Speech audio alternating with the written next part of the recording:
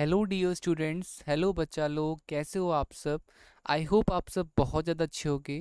तो आज की इस वीडियो में हम क्लास नाइन्थ का वर्कशीट नंबर 8 करेंगे। ये हमारी साइंस की वर्कशीट है और यहाँ पे आज जो हमारा टॉपिक है वो है मोशन। मोशन क्या होता है? तो देखो, मोशन जब कोई चीज़ अपनी पोजीशन चेंज करती है ना, तो हम उसे कहते हैं कि उसने मोशन किया। बहुत ही सिंपल से डेफिनेशन में मैं आपको बताऊं, if an object changes position with respect to the stationary reference point like railway station, then it's said to be in motion। तो जब कोई चीज़, जब कोई एक ऑब्जेक्ट, फॉर एग्जांपल ट्रेन, अगर अपनी पोजीशन चेंज करती है, मतलब कि वो एक पॉइंट से दूसरे पॉइंट में जाती है, जैसे रेलवे स्टेशन एक स्टेशन से दूसरे स्टेशन जा रही है, तो हम बोलेंगे कि वो जो आपका ट्रेन है वो मोशन कर रही है। अगर आप सपोज यहाँ पर बैठे हुए हो, ठीक है, इस पॉइंट ए पॉइंट पर आप हो और आप ए पॉइंट से चलते चलते बी पॉइंट पे चले गए, तो आपने क्या किया? यहाँ तक आपने मोशन किया, ठीक है ना। तो यही चीज़ मोशन की डेफिनेशन होती है। अब देखो, हमारे पास डिफरेंट टाइप्स ऑफ मोशन है। First of all, first we have is rectilinear motion, ठीक है। दूसरा सर्कुलर मोशन। तीसरा पीरियोडिक मोशन, ओके। और ये है ऑक्सीलेटरी मोशन। ये तीन चार तरह के हमारे पास मोशंस हैं। सबसे पहला है हमारा motion in a straight line. जब हम या कोई एक ऑब्जेक्ट एक स्ट्रेट लाइन पे मोशन करता है तो उसको कहते हैं रेक्टिलिनियर मोशन, ठीक है। जैसे कोई बंदा साइकिल चला रहा है, कोई बंदा गाड़ी चला रहा है, moving vehicle on straight road, या मूविंग मूविंग व्हीकल, और आप कह सकते हो running on a straight path, ठीक है। तो running on straight path,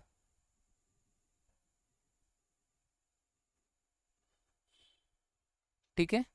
okay, second है motion is a circular path और सर्कुलर मोशन। तो अगर कोई बॉडी, कोई चीज़ अगर सर्कुलर मोशन कर रही है, जैसे कि कोई पार्क ही है, सपोज एक कोई पार्क है और आप वहाँ पे जॉगिंग कर रहे हो, गोल गोल घूम रहे हो, तो वो भी सर्कुलर मोशन होगा। और अगर कोई आप झूले में जाइंट व्हील पे घूम रहे हो तो वो भी सर्कुलर मोशन होगा, ठीक है। थर्ड है to and fro motion about its mean position. अब जैसे कि ये देखो, ये जो पेंडुलम है ये इधर से इधर चलते रहता है। जैसे ये झूला है तो इधर से इधर चलते रहता है, तो इसको हम कहते हैं बेसिकली ऑसिलेटरी मोशन, ठीक है। जैसे कि क्लॉक पेंडुलम, जो घड़ी का जो ये पेंडुलम होता है ना, ये इधर से उधर करते रहता है। अब है periodic motion. When an object repeats its motion continuously on a definite path after a definite time of interval, such motions is called periodic motion. Both circular and oscillatory motion are periodic motion. तो इन दोनों को ही हम circular और इसको दोनों को ही हम periodic motion कहते हैं। अब बात करते हैं डिस्टेंस की। डिस्टेंस क्या है? It is the actual length moved by an object between two reference initial and final. देखो, आप स्टार्टिंग यहाँ से आप यहाँ आए, कितना दूर गए? 10 किलोमीटर, तो आपका डिस्टेंस 10 किलोमीटर होगा। अब ज़रा देख लेते हैं क्वेश्चन आंसर्स क्या दे रखे हैं आज की इस वर्कशीट में। दे रखा है नेम 3 टाइप्स ऑफ मोशन। अब हम आंसर करते जाते हैं, ठीक है। तो देखो, हमारा जो पहला क्वेश्चन था उसका आंसर मैं यहाँ पे करते जाता हूँ। आंसर फर्स्ट, तो क्या बोला गया है? बोला गया है कि name the 3 type of motion, ठीक है ना। 3 तरह के मोशंस बताने, तो बस कोई टाइप्स ऑफ मोशन तो लिख दो यहाँ पे, ठीक है ना। यहाँ पे आप देख करके लिख सकते हो टाइप्स ऑफ मोशन। पहला आप लिख लो, उसने बोला है, तो सबसे पहला है हमारे पास रेक्टिलाइनर या लीनियर, ठीक है, मोशन। एग्जाम्पल लिख लो। एग्जाम्पल क्या है? तो एग्जाम्पल लिखो, मूविंग व्हीकल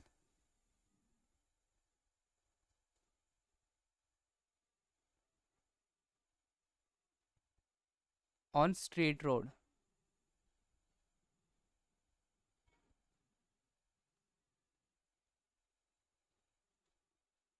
ठीक है। और दूसरा लिखो, दूसरा सर्कुलर मोशन।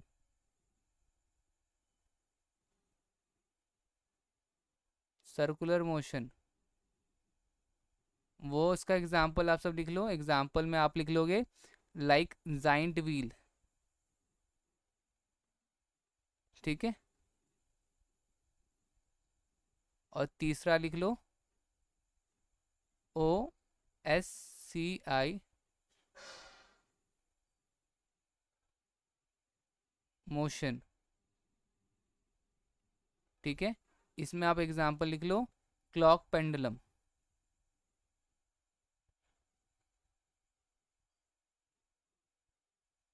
ये हमारा पहला हो गया। अब अगला देखते हैं। In which condition distance travel by an object be zero. किस कंडीशन में कोई डिस्टेंस जो होगी ट्रैवल जो की होगी वो ज़ीरो होगी। डिस्टेंस कब ट्रैवल ज़ीरो होगी? तो आप सिंपल सी बात बताओ, जब वो कार, जब जो ऑब्जेक्ट है मूव नहीं किया होगा। आंसर, सो द आप लिखोगे when object does not change its position, its position। ठीक है, तो when object does not change its position then the distance traveled by an object is zero। ठीक है, then the distance traveled by an object is zero।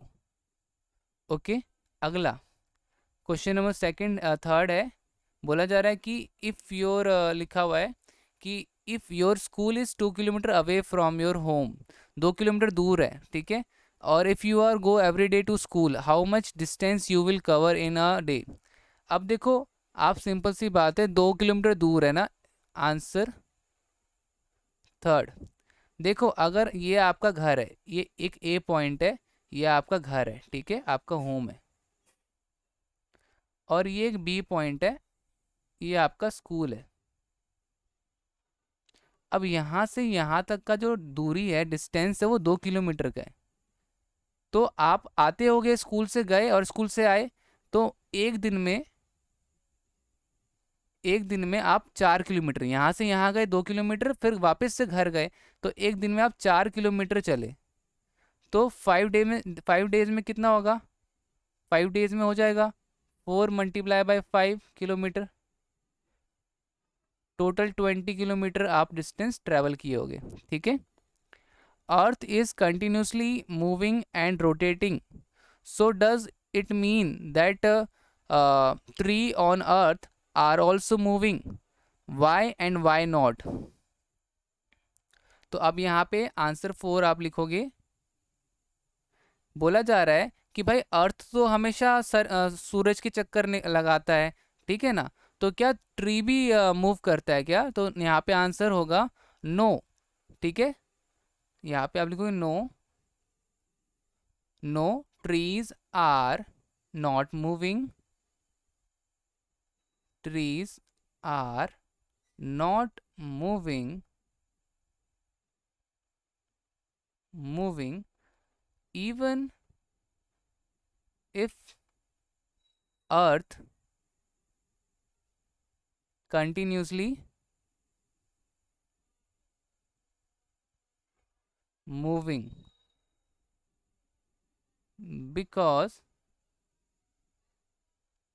tree does not change its position। ठीक है, तो यहाँ पे हमारा ये वाला क्वेश्चन भी हो गया। तो गाइज, उम्मीद करता हूँ आपको समझ में आया होगा। ठीक है, तो यही था आज की इस वीडियो में। अब मिलते हैं अगली वीडियो में, आज के लिए इतना ही, तब तक के लिए bye bye and take care बच्चों।